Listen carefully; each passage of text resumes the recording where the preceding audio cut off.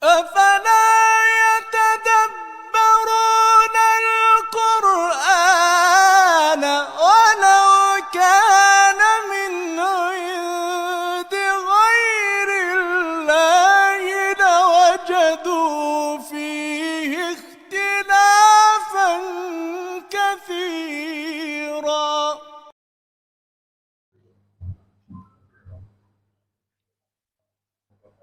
Assalamualaikum warahmatullahi wabarakatuh. Innal hamdalillah nahmaduhu wa nasta'inuhu wa nastaghfiruh wa na'udzu billahi min syururi anfusina wa min sayyiati a'malina. May yahdihillahu fala mudilla lahu wa may yudlil fala hadiya lahu. Asyhadu an la ilaha illallah wahdahu la syarika lahu wa asyhadu anna Muhammadan abduhu wa rasuluh sallallahu alaihi wasallam la nabiyya ba'da. Allahumma shalli ala Muhammad wa ala ali Muhammad wa ala alihi wa ashabihi ajma'in. Ya ayyuhalladzina amanu taqullaha haqqa tuqatih wa la tamutunna illa wa antum muslimun.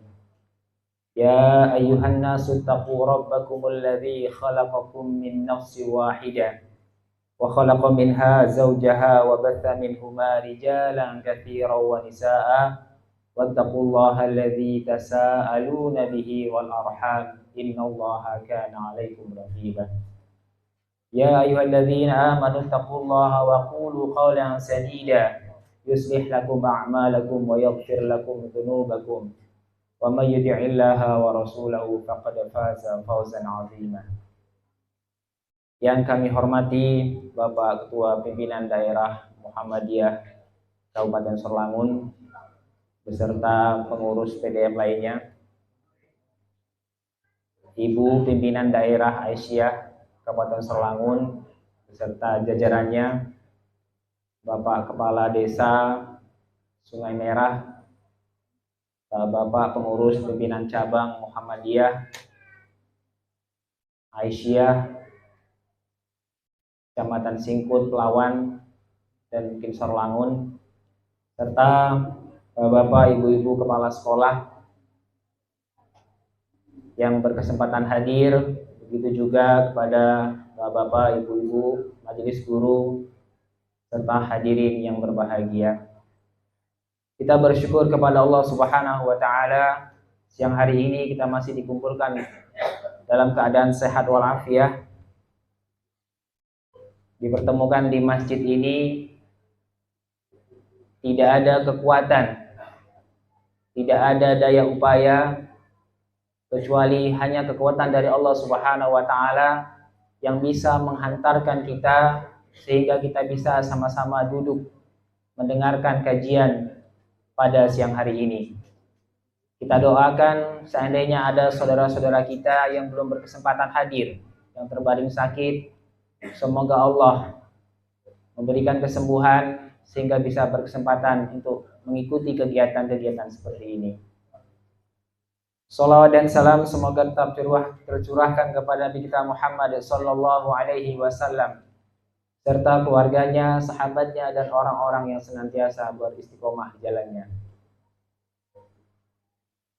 Kalau diulang-ulang, kalau saya dengar Ustadz dari Palembang ya, kalau yang belum kenal sama saya kayaknya Ustadz mana itu ya. Tapi sebenarnya mudah-mudahan dengan adanya kata Palembang menunjukkan jauhnya perjalanan. Dari jam 8 malam kami perjalanan sampai ke Singkut itu sekitar jam 7.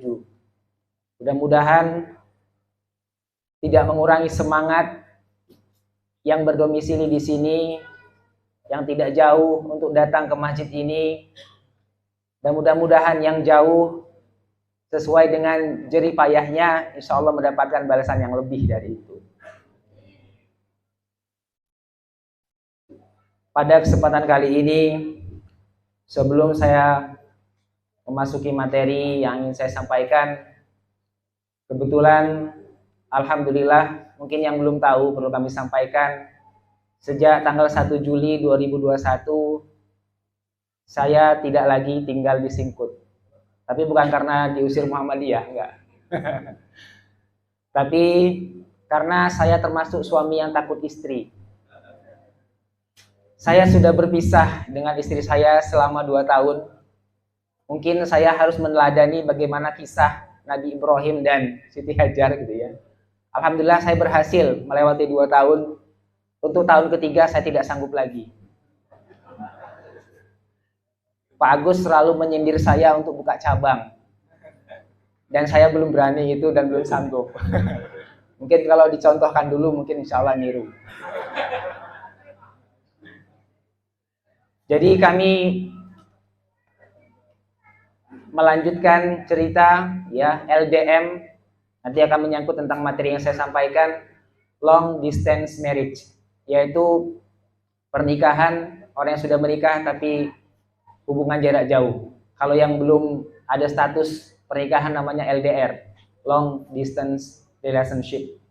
Itu bahasa Inggrisnya ada hubungan tapi jarak jauh, tapi nggak ada statusnya, tidak ada suami istri.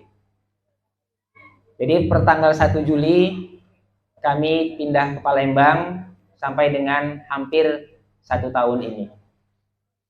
Alhamdulillah kami bekerja tapi tidak di Persyarikatan Muhammadiyah.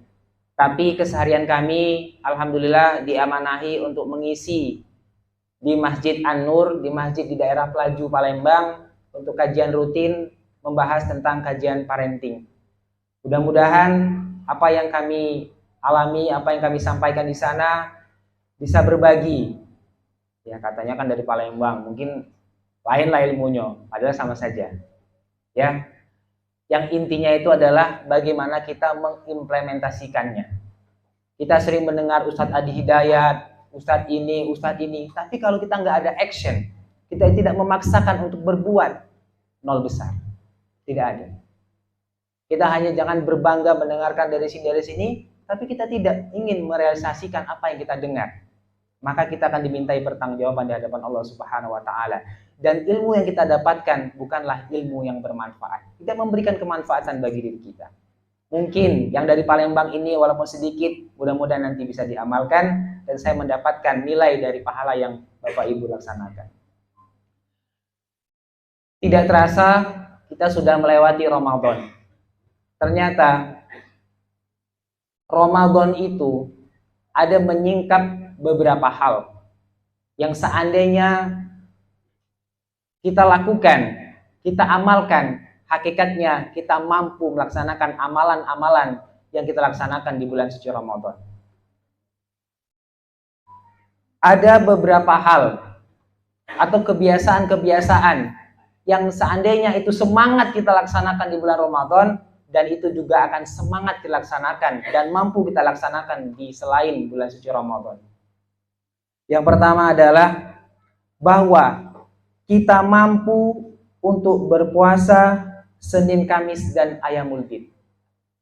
Karena sebulan kita berpuasa di bulan suci Ramadan, di dalam bulan puasa itu terdapat kebiasaan atau salah satu rangkaian ibadah puasa Senin dan Kamis. Berarti di luar Ramadan, Senin dan Kamis insya Allah mampu kita laksanakan.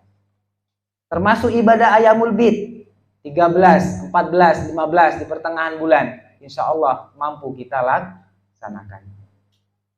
Masih terasa Pak kira-kira semangat Ramadannya? Atau sudah hilang ya? Sudah ini Pak, beda Pak, sekarang semangatnya ibadah kurban gitu, nggak apa-apa. Tapi semangat itu tetap jangan sampai hilang. Yang kedua, ternyata kita mampu untuk bangun sholat tahajud. Kalau kita mau melaksanakan itu. Jadi nilai-nilai itu sebenarnya di bulan puasa ya, setelah sholat isya kita melaksanakan qiyamul lail. Kita melaksanakan sholat tarawih 11 rakaat. Kita mampu Pak. Bahkan tidak terlewatkan. Sebulan kita melaksanakan 11 terus. Ya, bahkan ada yang lebih dari 11 rakaat. Berarti harusnya di luar bulan Ramadan kita mampu untuk melaksanakan ibadah sholat tahajud. Apakah masih tersisa nilai-nilai itu? Apa masih terngiang di tengah-tengah malam. Orang yang biasa bangun sholat tahajud, kalau nggak sholat tahajud, ada yang kurang. Orang yang nggak biasa sholat tahajud, ketika bangun, ada yang aneh. Kok saya bangun ya? Nah, yang langsung saja kita melaksanakan sholat. Jadi mari kita bangun kebiasaan untuk kebiasaan-kebiasaan di dalam bulan suci Ramadan. Kemudian kita mampu untuk membaca Al-Quran di sela-sela waktu sibuk kita. Ada yang bisa menghabiskan 4 apa Pak? Kita harus sepakat dulu, 4 apa nih kemarin? Di bulan suci Ramadan kemarin 4 apa Pak? Oh, 4 lembar. Makanya kita harus sepakat dulu Pak. Nanti saya bilang 4 kali khatam, saya salah Pak. Oh, ternyata ada yang 4 halaman. Ada yang 4 kali khatam. Ada yang 5 kali khatam. Ternyata di sela-sela kesibukan kita masih bisa menyempatkan untuk menghatamkan Al-Quran. Ada yang 1 juz, 2 juz, dan lain sebagainya. Kalau lihatnya ibu-ibu, bukan ibu-ibu, bapak-bapak juga suka gosip. Ya, kita bisa menjaga lisan kita untuk tidak bergosip, ghibah, membicarakan aib saudara-saudara kita. Seandainya kebiasaan-kebiasaan tadi masih tetap terasa, masih tetap kita laksanakan, insya Allah kita termasuk orang-orang yang istiqomah. Ya, mudah-mudahan itulah yang akan menjadi pemberat timbangan kita di hadapan Allah Subhanahu wa taala. Ini baru mukadimah, Pak. Materinya belum ini. Ini sebagai mengecas, ya. Mudah-mudahan semangat Ramadan itu masih tetap ada walaupun bulan suci Ramadan telah meninggalkan kita. Pada kesempatan kali ini saya ingin membahas tentang salah satu materi yang mungkin sudah ada yang pernah dengar atau ada yang belum, yaitu dengan satu istilah yang disebut dengan Islamic parenting. Namanya kayak bahasa Inggris, tapi kalau bahasa sederhananya adalah parenting Islami. Parenting itu adalah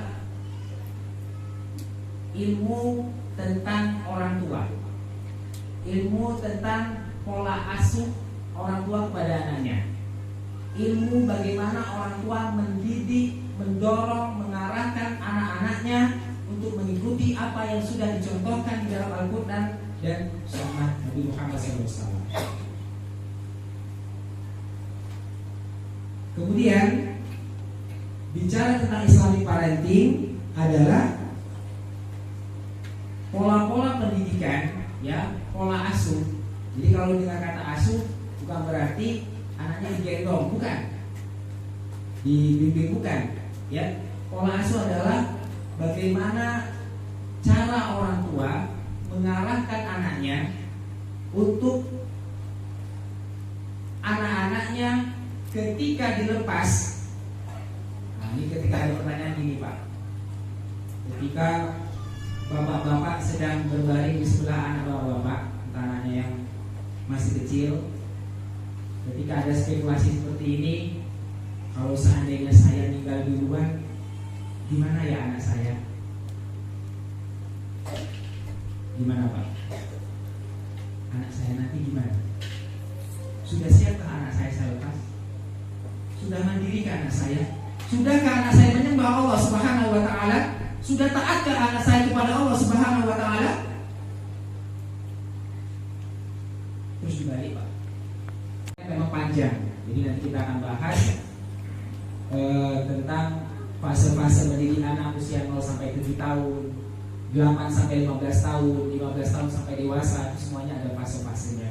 Kalau salah dalam penempatannya, maka juga salah terapinya, juga salah dalam reaksi dari anak yang kita berikan pendidikan itu. Jadi kalau tadi orang tua sudah mengakui bahwa banyak kesalahan-kesalahan, baik diri kami pribadi kadang-kadang lalai, sibuk dengan pekerjaan, tidak mendidik dengan benar, berkata-kata kasar kepada anak-anak kita, membentak kepada anak kita, ya, itu adalah hal yang wajar yang harus kita akui. Bahkan dijelaskan di dalam Al-Quran, ketika Nabi Adam alaihissalam bersama istrinya mengakui kesalahannya, ketika sampai dikeluarkan dari surga, Allah mengatakan, Rabbana zalamna anfusana wa illam taghfir lana wa tarhamna lanakunanna Rasulullah. Gak apa-apa. Kita tidak bisa menjadi orang tua yang sempurna, tapi kita berusaha untuk mengantarkan agar anak kita ini bisa menjadi qurrata a'yun. Dan sering berdoa, Rabbana hab lana min azwajina wa dzurriyyatina qurrata a'yun waj'alna lil muttaqina imama. Ketika Nabi Adam alaihissalam dikeluarkan dari surga, dia tidak menyalahkan siapa-siapa. Ya Allah, ini gara-gara iblis telah menggodaku. Enggak nyalahin siapa-siapa. Kadang-kadang bapaknya ego itulah, mama kau ini macam mana mengajari anak? Kok menyalahkan pihak itu enggak ya? Bapaknya lagi itu, bapaknya main HP baik, game baik. Sana ini bapaknya di sini soalnya tidak ada. Ya, sibuk dengan ada game ini Pak luar biasa Pak. Ya, game di sini soalnya tidak ada. Ya orang tua yuk, gara-gara pengen update status itu kadang anaknya sampai terjatuh. Ada itu Pak. Nah itu kenapa nggak mau disalahkan? Kan ada nggak pernah menyalahkan si iblis telah menggoda sehingga dikeluarkan dari surganya Allah. Nggak pernah menyalahkan. Kita lah berdoa kepada Allah. Rabbana zalamna anfusana wa illam taghfir lana wa tarhamna lanakunanna minal khasirin. Jadi ketika bicara parenting ini adalah lebih kepada diri kita sebagai orang tua. Mohon maaf yang belum menjadi orang tua, janganlah ini jadikan sarana untuk menyalahkan. Ketika saya menyampaikan, dulu bapak aku didinya salah, kerasnya bapak aku, gak usah menyalahkan. Tapi perbaikilah kelak kita ketika sudah punya jodoh, kita sudah punya istri, sudah punya suami. Jadikanlah sarana untuk kita menjadi ayah yang amanah untuk anak-anak kita. Jangan sampai ketika Pak, ini Pak Mabdi itu, bapak saya itu gak benar untuk ngajarin, gak boleh. Ya, kita bukan untuk mencari kesalahan, tapi untuk sama-sama belajar yang memperbaiki agar anak kita menjadi anak yang soleh dan soleha. Ada satu kisah ketika Umi Katum, ya, ibunya Ustadz Jafri Al-Bukhari. Ustadz Jafri Al-Bukhari itu Pak pernah mengalami masa kelam dalam kehidupannya, ya bisa dibilang di dunia yang pernah kelam. Kemudian dia hijrah. Pada suatu malam Ustadz Jafri Bukhari, ya ini waktu orang sudah meninggal, tapi kita menciptakan sesuatu yang baik, pergi dari rumah, ya pada saat masih utuhnya. Ibu Umi Tatum ini bereaksi seperti ini. Nanti kalau seandainya anak saya pulang ini, nah Pak, kalau anak Bapak keluar gak jelas, kira-kira pas dia ketok pintu, apa Pak yang dilakukan Pak? Apa siapin air seember? Apa rotan sebatang? Apa Pak kira-kira orang tua yang biasa lakukan? Apa tuh Pak? Atau siap-siap bajunya dibuntel tuh apa namanya? Diikat, lempar, pergi sana, anak gak tahu diri. Itu Pak ya yang umumnya orang tua lakukan. Dan ternyata itu kurang tepat. Maka kejadian nyata ini Umi Tatum mengatakan, anaknya ketika pulang disampaikan Pak, pasti kamu lapar. Yuk, kamar sudah dibereskan. Ayo kamu mau mandi dulu, aku mau langsung makan. Makanan sudah tersaji. Ada nggak orang tua kayak gitu? Ada, tapi sedikit Pak. Tapi kebanyakan tadi yang anak nggak tahu diri, anak durhaka, ya. Tapi dengan ketulusan hati, itulah momentum Ustadz Jafri Bukhari berubah menjadi lebih baik. Ketika dia masuk masa kelamnya, ya, beda sikap, beda reaksi dari orang yang tahu. Coba seandainya dilempar, ini koper kamu sudah disiapkan, nah, ini tiket mau kemana misalnya, akan beda reaksinya. Ini terinspirasi karena banyak nonton sinetron kan, sehingga bisa menggambarkan. Ya, hati-hati Pak, nonton sinetron itu apalagi ibu-ibu selalu redaksinya ku menangis, bahaya Bu. Bahaya. Nonton ku menangis terus ketika lihat suaminya menangis sama suami. Karena suaminya dilihat digambarkan seperti cerita di sinetron itu, nggak jadi. Jadi kuranglah nonton siap Bu, misal Roja TV, Muhammadiyah ya. kurangilah ya. Kalau di sini insya Allah nggak ada ya. Ya. Ya. Dari Umi Tatum tadi, nah tidurlah nak. Nggak ditanya, kamu kemana? Kamu tidak ngerti saya ini, bingung ini. Nggak ditanya seperti itu. Tapi disambut, pulang anak. Kenapa mau dimarah juga yang mudah terjadi? Maka kita harus mengambil sisi positif. Nah, disitulah kebijaksanaan seorang orang tua, seorang ibu, seorang ayah dalam menyikapi perilaku anak-anaknya. Kembalilah kepada diri kita, ngalahlah, turunkan ego kita. Kalau kita mau berkerasan, mungkin kita badan kita kuat sekarang. Kalau anak kita yang SMP, yang SD mungkin kuat, tapi suatu saat perlakuan kasar kita itu nanti itu disebut dengan luka pengasuhan. Nanti kita belajar juga tentang hutang pengasuhan.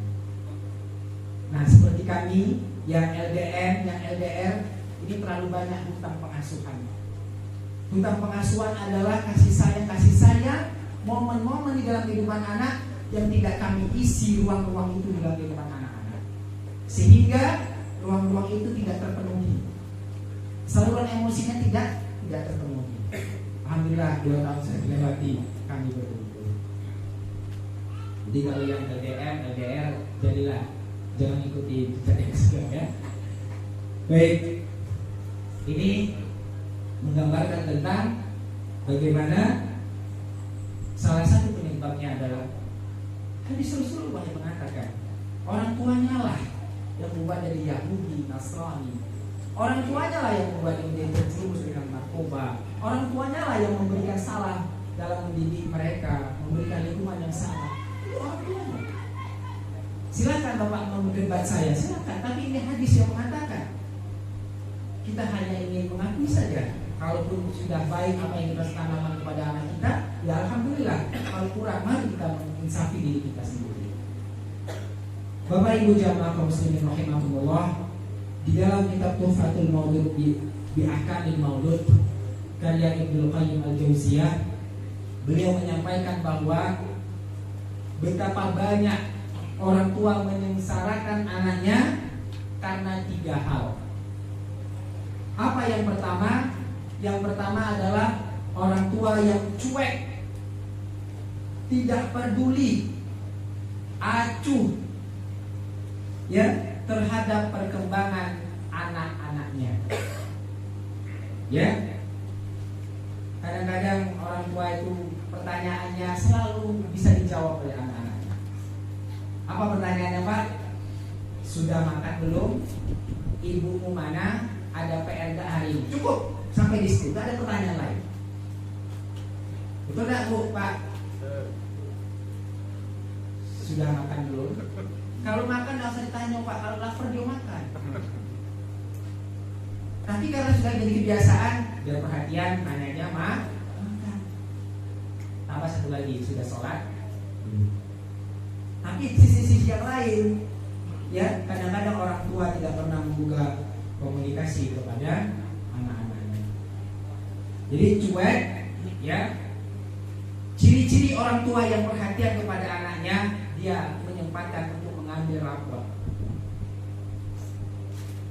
Jadi kalau yang belum pernah ambil rapor, Pak Supraman, tandoi Pak Supraman.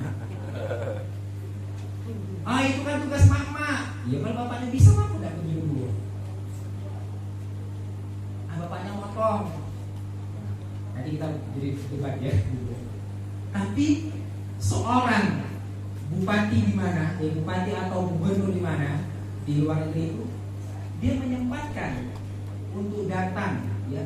Seorang gubernur di mana, California atau di mana, pernah ada satu cerita, dia menyempatkan datang Pak untuk mengambil hasil nilai anaknya. Level gubernur. Nah kita levelnya kan belum gubernur, masih bupati ya Pak. Ya, masih menyempatkan untuk mengambil rapor. Ya, jadi idealnya itu contoh perhatian Pak.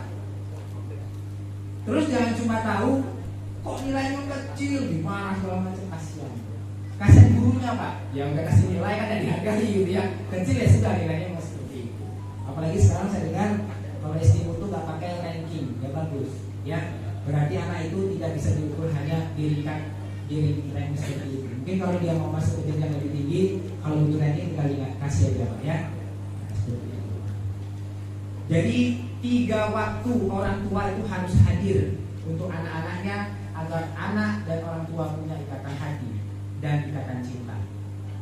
Bukan suruh nempel ikatan cinta ya, bukan. Ikatan hati dan ikatan cinta.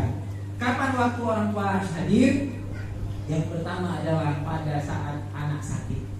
Usahakan Pak, sibuk apapun, kalau anak itu lagi sakit Pak, nak dinas apa, tinggalkan Pak. Karena anak itu butuh kita. Dan cara menasehati yang paling baik itu Pak adalah pada saat anak sedang sakit.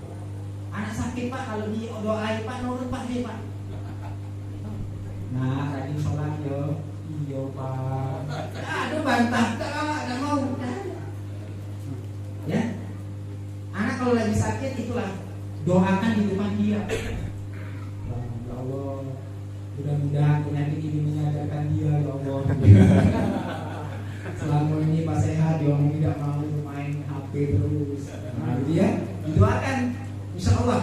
Karena titik terendah bagi seseorang siapapun Pak ya, orang yang hatinya keras Pak, kalau sakit yang terbuah, didoain Pak, dulu juga dia Pak. Ribut dengan tetangga, kalau dianterin sesuatu Pak ya, ditahan dulu Pak marahnya Pak. Apalagi seorang anak Pak, kepada orang tua. Jadi jangan sampai nggak hadir. Kita kehilangan momentum untuk memberikan ikatan hati kepada anak. Kenapa saya sampaikan penting ikatan hati? Nasihat, ceramah, omongan itu nggak lengket Pak kalau nggak ada ikatan hati. Bapak Ibu kalau dengarkan saya ceramah tapi pikirannya kemana-mana nggak lengket. Sama juga dengan anak. Ya, mohon maaf walaupun bapaknya ustadz mau ngeluarin dalil sebanyak apapun, tapi kalau dia nggak respect dengan ayahnya, nggak akan masuk dalam hatinya Pak. Kecewaannya kan macam-macam Pak, macam-macam. Mungkin ayahnya ceramah terus kemana-mana sibuk, tapi tidak perlu memperhatikan dia, mungkin dia marah. Nggak respect, nggak akan didengar. Tapi kalau sudah ada ikatan hati, walaupun orang tuanya nggak ngerti dalil, nggak bisa menyampaikan sesuatu, tapi nasihat itu dari dalam hatinya insya Allah menyentuh dan bisa dilakukannya. Dia bisa berubah menjadi lebih baik. Itu anak pada saat sakit Pak, kita harus hadir. Kedua, anak pada saat sedih. Ini contoh, kalau ada anak kecil, punya anak kecil atau cucu, ketika lari dia, jangan lari-lari, jangan lari-lari, jual. Tahu apa reaksi kebanyakan orang? Tuh kan nenek bilang apa? Tuh kan ayah bilang apa? Jangan kita berempati. Jangan kok. Tuh kan obati dewek. Obati deh. Obati sendiri. Kita sudah mulai. Walaupun memang tidak semuanya sempurna ya Pak, bisa bereaksi yang ya sakit enggak sesempurna itu. Tapi pada saat sakit anak itu butuh perhatian. Pada saat sedih anak butuh timbal balik dari kita.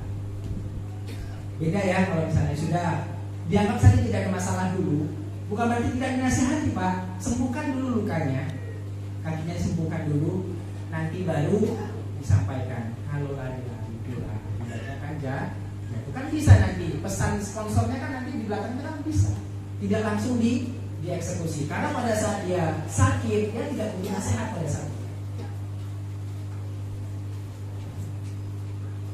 Dan selanjutnya adalah pada saat anak mendapat prestasi.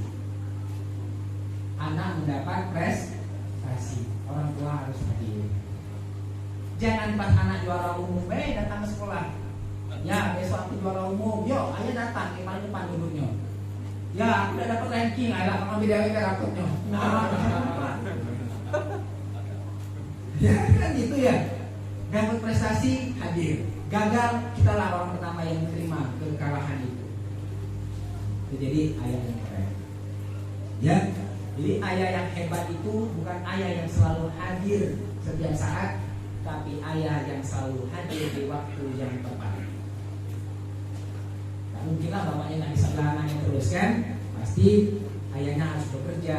Tapi pada saat anak kita butuh orang tua sebelah anaknya, membackup, mensupport anaknya agar mereka bisa menjadi anak-anak yang mandiri. Bapak Ibu jamaah muslimin rahimakumullah. Selanjutnya yang kedua, ada satu kisah, ya, ada satu kisah Abdul Aziz bin Marwan, ya, seorang gubernur yang pada saat itu beliau seorang pejabat yang punya anak namanya Umar bin Abdul Aziz. Ya, anaknya ini pada saat itu masih remaja, ditinggalkannya ya di kota Madinah. Ya, ditinggal di kota Madinah. Sebelum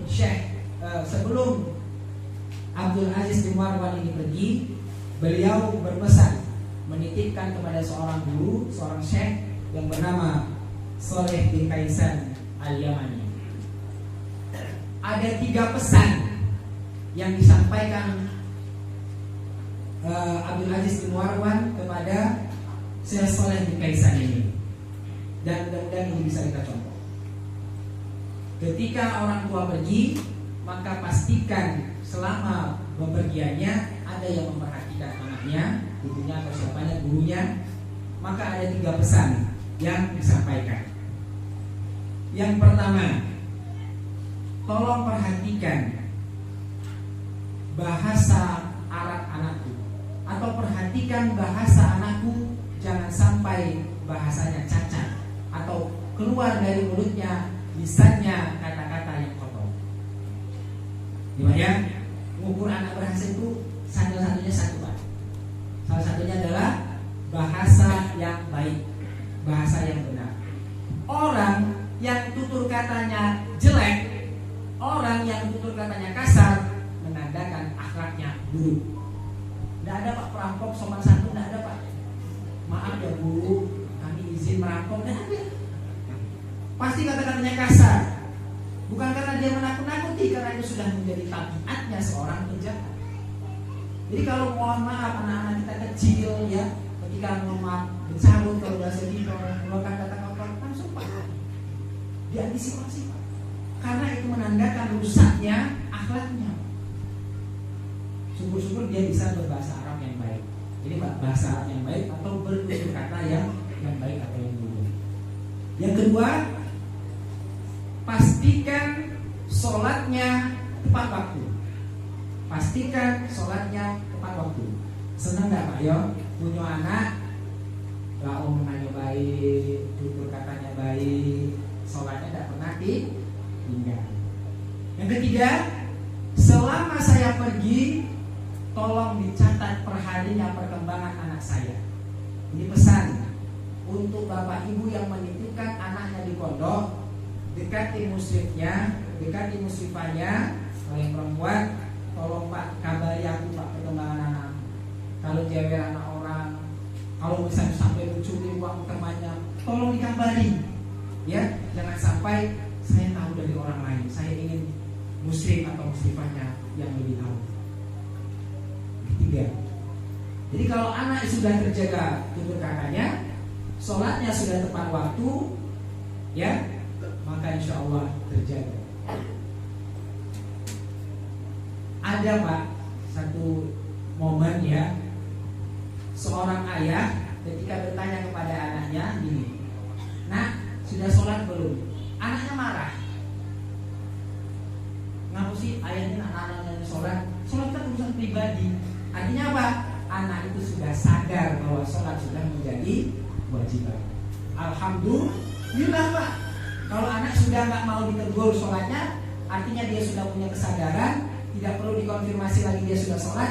Berarti kita sudah bisa melepas anak kita dimanapun dia berada, insya Allah dia tetap menjaga sholatnya. Nah, ini Pak. Jadi kalau bangunkan sholat subuh Pak, ya, kadang-kadang kan orang tua kasihan, apalagi masih usia SD.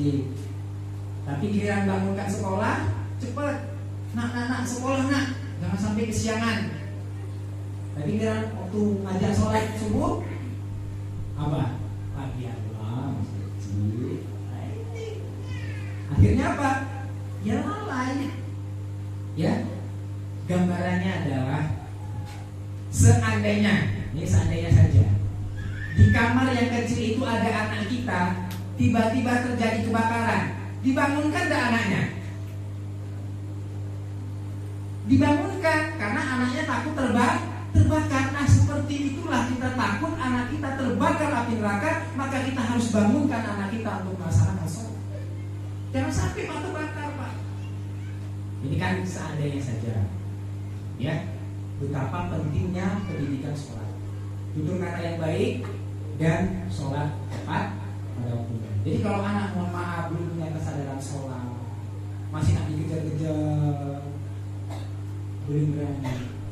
Tadi spekulasi kalau dia duluan atau bapaknya duluan, jangan ini. Nah serahkan nenek lebih keras, kakeknya lebih ganas, nah, dengan ayahnya masih malam tuh belum ini dia belum tergerak di sana seperti itu ya. Jadi kita ini lebih sharing lah ya. Ini mungkin pengalaman pribadi saya dan bapak ibu juga. Ya, jadi ini belum selesai tadi ceritanya Abdul Aziz bin Marwan tadi. Kemudian Abdul Aziz bin Marwan mendapatkan cerita dari Syekh Soleh. Anakmu sekarang sering terlambat sholat. Umar bin Abdul Aziz. Kenapa? Karena sekarang dia sudah mulai pintar berias, sudah mulai pintar berdandan, berpenampilan. Dia sekarang sudah jadi anak ABG. Rambutnya sudah gondrong, kelamuan ngasih minyak, akhirnya terlambat sholat. Dan ini alamiah saja. Apa reaksi dari Abdul Aziz bin Marwan? Dikirimnya utusan seorang tukang rambut, kirim potong rambut dulu, biar gak sibuk ngurusin rambut, biar kita sholat tepat waktu. Nah, gitu. Masalah rambut ini bisa jadi macam-macam, bisa main HP, ya, apa macam-macam lah, bisa main bola, pulangnya kelewat maghrib, bisa macam-macam, ya. Apa ungkapan Umar bin Abdul Aziz? Ayahku keren, ayahku hebat, ayahku jauh di mata, dekat di hati. Walaupun bapaknya di Mesir sana, tapi dia tetap memperhatikan anaknya. Dikirim tuh, namanya orang kaya, pejabat, kirim tuh untuk hanya ngurusin masalah potong. Sebegitunya perhatian orang-orang tentang bagaimana pendidikan anaknya, ya, sebegitu pentingnya. Jadi katanya ayahnya keren, ya, jauh di mata, dekat di hati.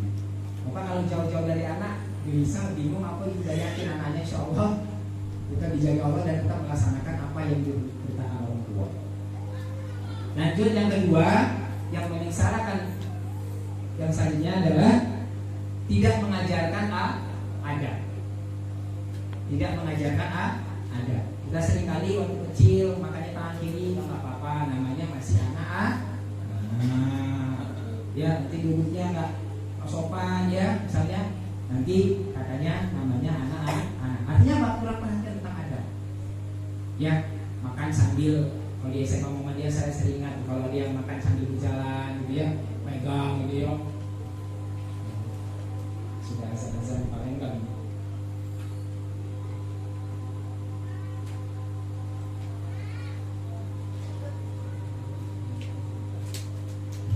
Baik, selanjutnya di sini belum ya? Ya, tidak mengajarkan adab. Yang ketiga adalah memfasilitasi syahwat anak. Maksudnya apa? Memfasilitasi ini adalah memberikan sesuatu. Saya kasih contoh, memberikan HP anak umur 2 tahun nak diberikan HP dia punya dewe itu gunanya itu apa, lupa. Nah, bapak banyak duit, anaknya diberikan HP umur 2 tahun, 4 tahun, gunanya itu apa? Ini Pak, kalau misalnya masak ada ganggu, jadi ditaruh ya. Itu namanya memfasilitasi. Ya, tidak sesuai usianya, tapi justru merusak dia. Kapan usia boleh menggunakan HP itu? Usianya itu Pak, bukan usia SD, tapi memang kita dilema ya. Ya banyak di Palembang itu anak-anak SD karena bapaknya punya kerja, dia harus online. Umur kelas 6 sudah diberikan rusak. Bukan rusak hatinya, rusak anaknya, Pak. Main online dan belajarnya berapa jam, main HP-nya 3 jam, Pak. Ketika diambil nggak mau, alasannya belajar. Ya akhirnya malah kita di online ini ada satu sisi yang baik, ada yang satu sisi yang kurang baik. Ya, jadi memfasilitasi anak untuk mempertukarkan syahwatnya keinginannya. Misalnya usia kelas 6 SD diberikan motor, misalnya apa? Ya, kan bisa diantar. Ya. Nah, sebenarnya masih ada lagi tapi saya simpulkan saja sedikit. Ya, di hari ini ayah dan ibu harusnya mempunyai visi dan misi yang sama. Apa maksudnya? Ketika ayahnya seorang yang mengerti tentang agama, ya, mengerti tentang Islam, belajar tentang Islam, tapi ibunya ini senang nonton K-pop, ya, jangan ada seperti itu ya. Nanti nama anaknya pun beda, Pak. Penggabungan 2 nama, Pak. Itu maksud saya. Jadi antara ayah dan ibu, sumber mata airnya harus sumber mata air yang sama, sehingga nanti menetes ke anaknya, ya, jadi sumber yang sama. Jadi harus visinya sama. Kalau nggak sama, ya sudah, nanti anaknya jadi apa? Anak itu tidak punya kekokohan prinsip, Pak, dalam hidupnya. Dia nanti cari yang enak. Jajan, minta mah, pasti dikasih, gitu ya. Padahal bapaknya udah kekeh, nggak boleh. Tapi kalau mama, boleh. Nah, ini tidak punya kekokohan prinsip. Itu jadi seperti mata air yang jernih, sumbernya harus sama, ya. Memang proses pencariannya itu dimulai dari memilih jodoh. Tapi sudahlah, kalau dapat yang itu udah dicocokkan, ya. Diruntik lagi, baiklah. Misi-misinya disamakan lagi, ya. Bukan berarti sudah dicari yang baru, bukan. Dicocokkan saja visi-misinya. Ya. Kalau kamu sudah cari, tidak salah tadi, ya. Ya. Jadi esensinya di dalam Quran surah Al-Ra'd 2:23, kita ini nanti akan dikumpulkan dengan keluarga-keluarga kita. Jannatu 'adnin yadkhulunaha wa man salaha min abaihim wa azwajihim wa dzurriyyatihim. Kita akan dikumpulkan, yaitu surga-surga Aden. Mereka itu berkumpul bersama orang-orang yang soleh. Dari siapa? Abaihim, kakek nenek, ya, nenek moyang, pasangan-pasanganmu dan anak cucumu. Tapi syaratnya sama-sama soleh, baru bisa berkumpul di dalam surganya Allah. Sambungan ayat selanjutnya, Salamun alaikum bima sabartum fa ni'mal uqbah. Ya, selamat kesejahteraan bagi kalian atas kesabaranmu. Ya, atas kesabaranmu mau bersabar-sabar, ya, dalam rangka meraih surga Aden tadi. Ya, jadi kalau orang muslim itu, Pak, final destination kalau istilahnya itu, tujuan akhirnya itu surga, Pak. Masuk surga sekeluarga. Seandainya istrinya melenceng untuk tidak mengarahkan kepada surga, diajak, anaknya juga diajak. Terus yuk, jangan sampai kita punya kaulah, biar kita semuanya sekeluarga masuk surganya Allah. Jangan sampai rumah tangga seperti rumah tangga terminal. Nah, apa nih, Pak? Rumah tangga terminal itu, Pak? Gambaran terminal itu, Pak, kalau ngobrol dan bisa lama-lama, Pak. Ketemu kawan lah, Pak, langsung naik mobil lagi, Pak. Nah, jangan sampai seperti itu, Pak. Pulang kerja udah siang, langsung ambil baju bola, keluar, malah balik, nongkrong lagi, ambil gitar. Mau apa, Pak? Ada yang seperti itu. Ya, nggak tahu urusan rumah tangga gitu ya. Pulang gitu ya, makan gitu ya, main bola ya. Perangai bujang belum hilang. Ya, perangai bujangnya belum hilang. Ya. Jadi ngobrolnya nggak bisa lah lama. Rumah tangga itu harus ngobrolnya lama. Ada namanya family meeting. Harus ada rapat, Pak. Kenapa kita harus rapat? PDM aja ada rapat. Kenapa harus ada rapat? Karena ada hal yang penting. Kalau rumah tangga nggak pernah ngobrol yang penting-penting, ya wajar anaknya entah keserah cak mano. Sekolah kan Pak, sekolah lama nggak bisa terlewek. Terlewek, gue coba minta maaf. Lu kalau datang ke situ, sekolah apa? Nah, akhirnya sekolah lah ke sekolah Muhammad. Iya, promosi ini.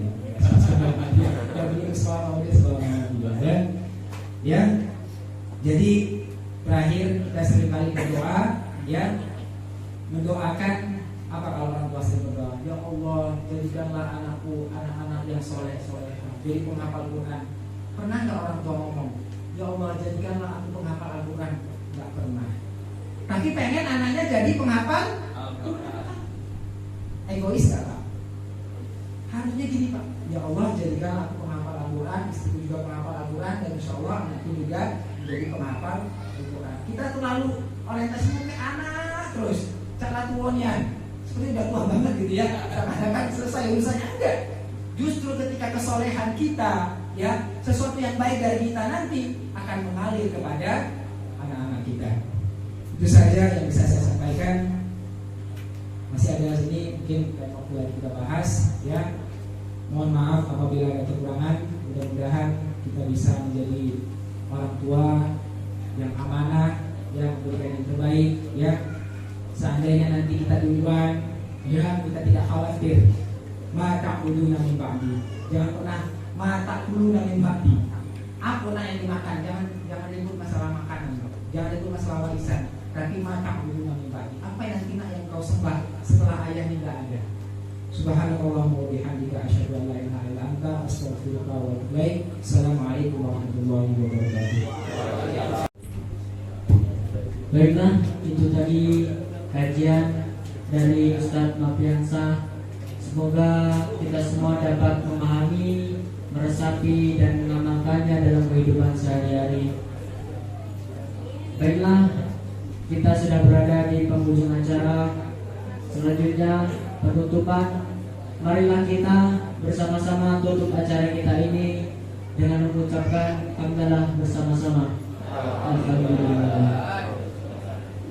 Baiklah, saya pribadi selaku pembawa acara meminta maaf yang sebesar-besarnya apabila ada kekurangan, kesalahan, karena saya hanyalah manusia biasa yang tak luput dari salah dan dosa. Dan kami perwakilan dari tuan rumah, apabila ada penyediaan baik dari tempat konsumsi dan yang lain ada kekurangan, kami mohon maaf. Subhanallahumma wa bihamdik asyhadu an la ilaha illa anta astaghfiruka wa atubu ilaik. Assalamualaikum warahmatullahi wabarakatuh.